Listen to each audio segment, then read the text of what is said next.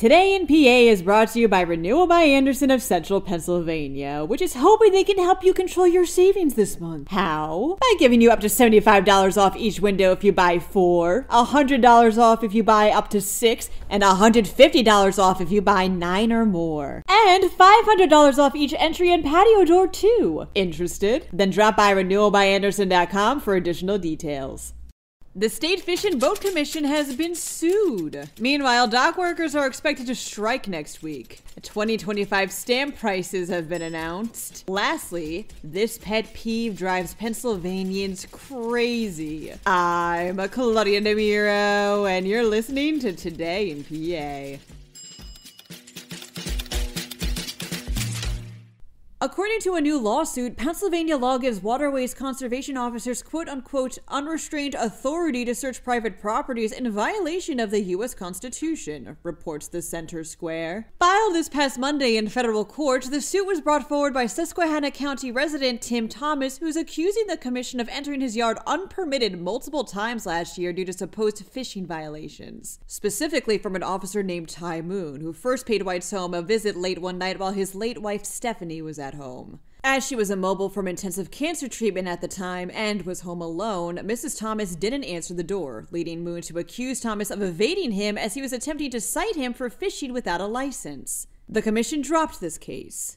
Another of these surprise visits involved Moon confiscating fishing rods from Thomas's property after telling him he had spotted, through binoculars, Thomas fishing with more rods than legally allowed. These violations were later dismissed in court. While that was good news for Thomas, he couldn't help but think that there was still no way of preventing these drop-bys from happening again in the future. Hence the lawsuit, which Thomas hopes will declare this behavior unconstitutional once and for all. The commission did confirm it received the complaint, but declined to comment.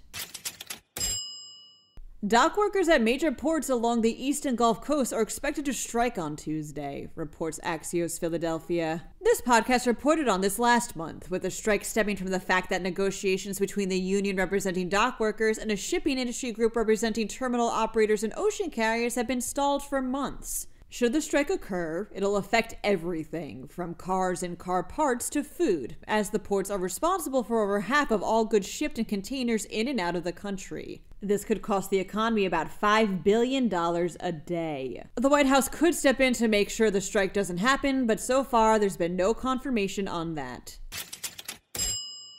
The United States Postal Service has announced what stamps will cost come January, states NJ.com via Lehigh Valley Live. They'll cost, imagine a drum roll here please, the same. Stamp prices going up has become just a fact of life, it seems, but Postmaster General Louis DeJoy has just confirmed there won't be any increases on the price of first-class mail or other postal products come the start of 2025. Explains DeJoy, quote, "Our strategies are working and projected inflation is declining. Therefore, we will wait until at least July before proposing any increases for market-dominant services."